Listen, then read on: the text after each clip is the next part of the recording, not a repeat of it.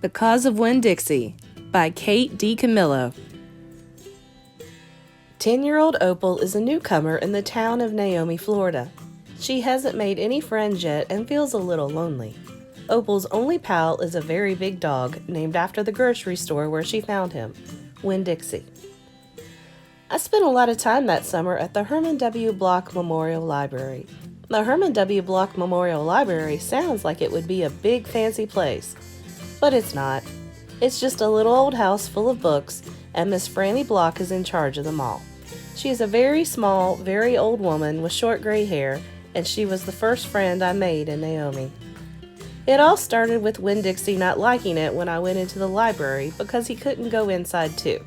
But I showed him how he could stand up on his hind legs and look in the window and see me in there, selecting my books, and he was okay, as long as he could see me. But the thing was, the first time Miss Franny Block saw Winn-Dixie standing up on his hind legs like that, looking in the window, she didn't think he was a dog. She thought he was a bear.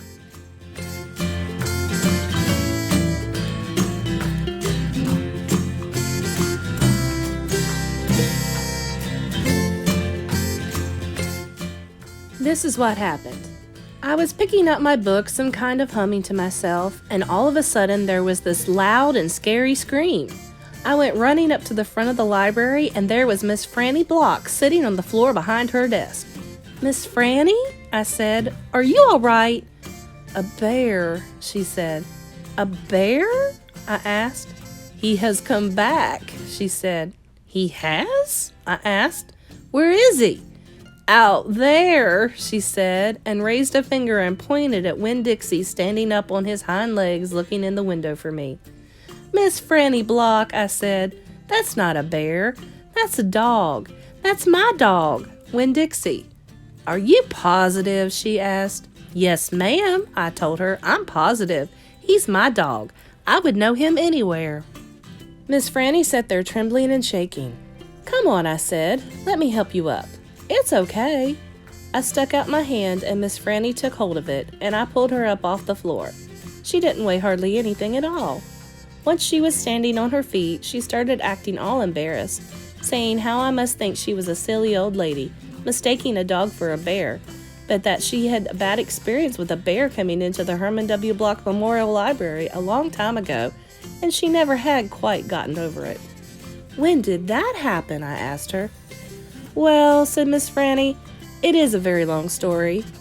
"That's okay," I told her. "I am like my mama in that I like to be told stories. But before you start telling it, can Winn-Dixie come in and listen too? He gets lonely without me." "Well, I don't know," said Miss Franny. "Dogs are not allowed in the Herman W. Block Memorial Library." "He'll be good," I told her. "He's a dog who goes to church." And before she could say yes or no, I went outside and got Winn-Dixie, and he came in and lay down with a humph and a sigh right at Miss Franny's feet. She looked down at him and said, "He most certainly is a large dog." "Yes, ma'am," I told her. "He has a large heart, too."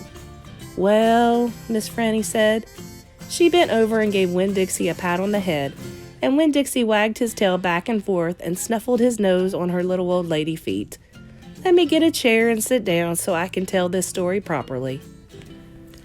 Back when Florida was wild, when it consisted of nothing but palmetto trees and mosquitoes so big they could fly away with you, Miss Franny Block started in, and I was just a little girl no bigger than you, my father, Herman W. Block, told me that I could have anything I wanted for my birthday.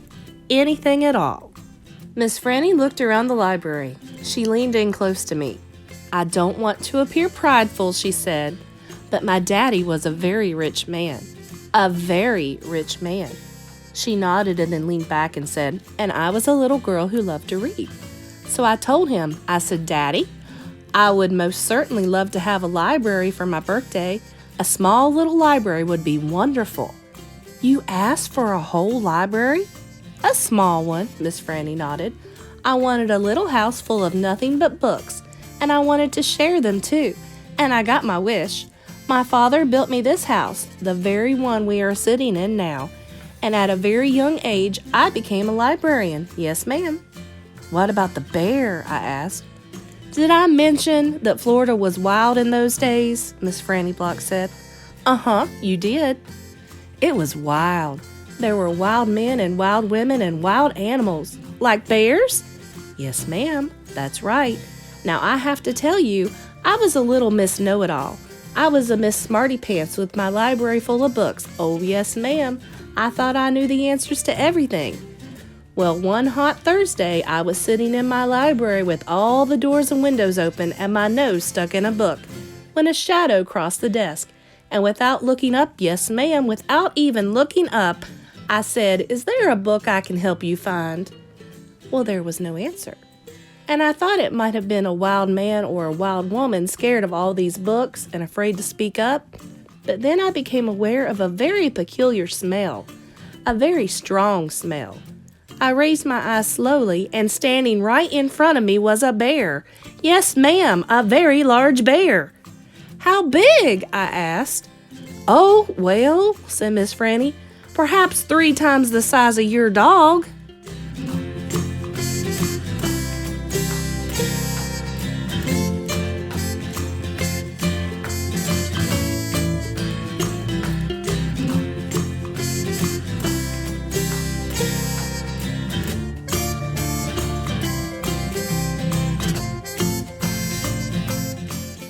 "Then what happened?" I asked her.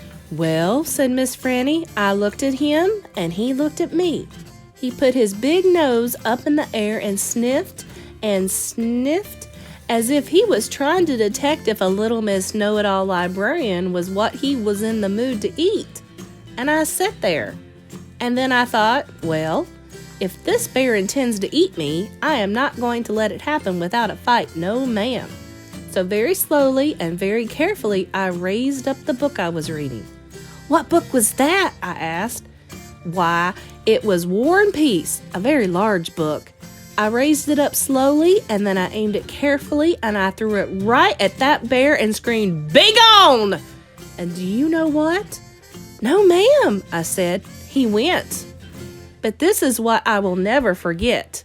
He took the book with him." "Nuh-uh," I said.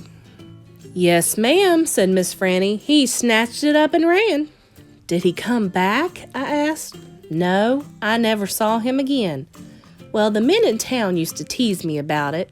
They used to say, "Miss Franny, we saw that bear of yours out in the woods today. He was reading that book and he said it sure was good, and would it be all right if he kept it for just another week?" Yes, ma'am, they did tease me about it. She sighed. "I imagine I'm the only one left from those days. I imagine I'm the only one that even recalls that bear.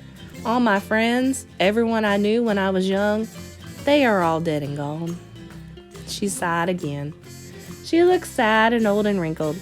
It was the same way I felt sometimes, being friendless in a new town and not having a mama to comfort me.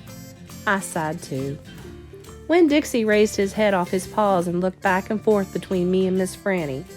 He sat up then and showed Miss Franny his teeth. "Well, now look at that," she said. "That dog is smiling at me." "It's a talent of his," I told her. "It is a fine talent," Miss Franny said. "A very fine talent." And she smiled back at Winn-Dixie. "We could be friends," I said to Miss Franny. "I mean, you and me and Winn-Dixie, we could all be friends." Miss Franny smiled even bigger. "Why, that would be grand," she said. "Just grand." And right at that minute, right when the 3 of us had decided to be friends, who should come marching into the Herman W. Block Memorial Library but old pinch-face Amanda Wilkinson. She walked right up to Miss Franny's desk and said, "I finished Johnny Tremaine, and I enjoyed it very much. I would like something even more difficult to read now, because I am an advanced reader."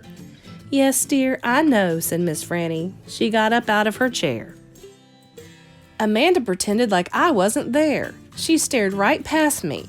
"Are dogs allowed in the library?" she asked Miss Franny as they walked away. "Certain ones," said Miss Franny. "A select few." And then she turned around and winked at me. I smiled back. I had just made my first friend in Naomi, and nobody was going to mess that up for me, not even old pinch-faced Amanda Wilkinson.